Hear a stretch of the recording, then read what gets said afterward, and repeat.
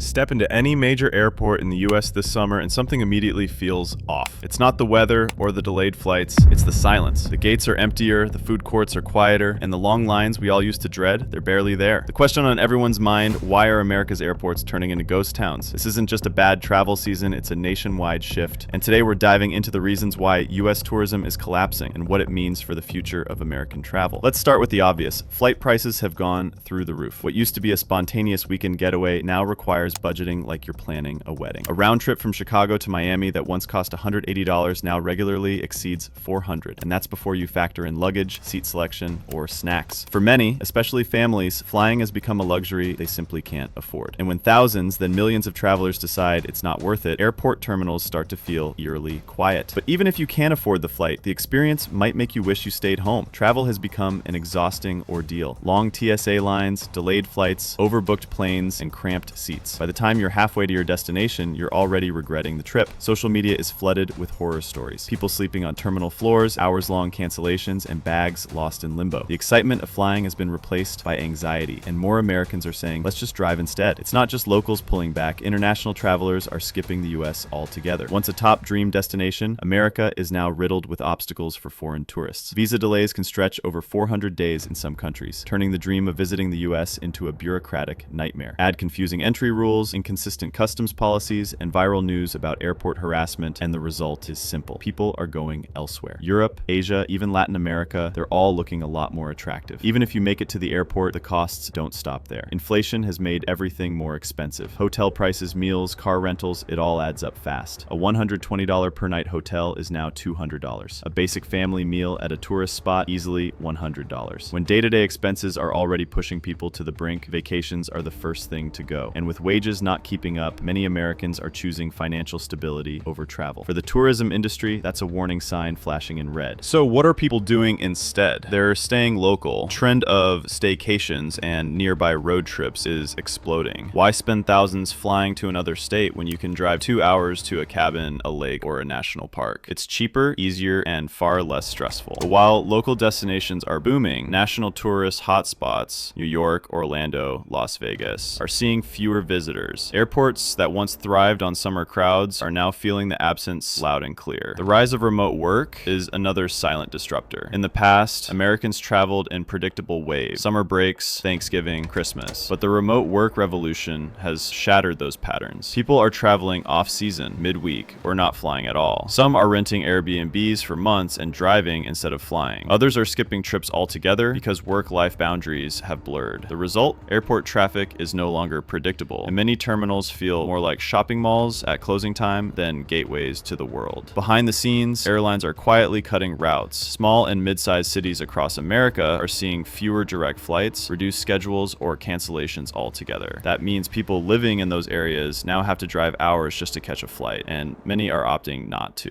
It's a domino effect. Fewer routes mean fewer travelers, which means less revenue, which leads to even more cuts. For regional airports, this isn't just a slump, it's an existential threat. There's also the elephant in the room: America's image. Global headlines paint the US as unstable, violent, and divided. Mass shootings, protests, political drama, even if they don't affect tourists directly, they change perception, and perception drives behavior. International families who once dreamed of visiting Disney World are now choosing destinations that feel safer, calmer, and more welcoming. The decline in international tourism isn't about reality, it's about reputation, and right now, America is losing that battle. Here's a twist you might not expect. Even Americans are ditching their own country for international adventures. Why pay more to fly from New York to LA when you can fly to Portugal or Thailand for the same price and spend less once you land? American travelers are realizing they get more value, better service, and a richer experience abroad. Social media is flooded with influencers showcasing vacations in Bali, Croatia, or Mexico, not Miami. This slow but steady shift is draining US airports of their most loyal customers, their own citizens. So what does all this mean? It's more than just empty terminals. It's a permanent shift in how people view travel. For decades, the US travel industry operated under one assumption: people will always come. But that assumption is crumbling. The tourism model built around predictable seasons, overpriced tickets, and a one-size-fits-all experience no longer works. Today's traveler is smarter, more selective, and less willing to tolerate inconvenience, especially when better options are just a click away. The ripple effect is massive. Airlines can't plan routes the same way, cities Cities that once thrived on tourist traffic are now struggling. Airport restaurants, retail shops, and shuttle services are cutting staff or closing. And the hospitality industry, which depends heavily on volume, is bracing for leaner years ahead. America didn't just lose tourists, it lost its edge. And if it doesn't adapt fast, the problem won't be temporary. It'll be the new normal. So what needs to change? Lower prices alone won't fix it. The entire travel experience has to improve, from airport security to airline reliability, from visa processes to local hospitality. Travelers want value, respect, and reliability. Give them that and they'll return. Keep ignoring it and the silence in our terminals will only grow louder. Have you noticed airports feeling emptier? Have you skipped flights recently because of cost, stress, or safety concerns? We want to hear your experience. Drop it in the comments. Because the story of American tourism isn't just being written by airlines and agencies, it's being written by you, the traveler. And right now, your choices are sending a message loud and clear. The question is, will anyone in the industry actually listen?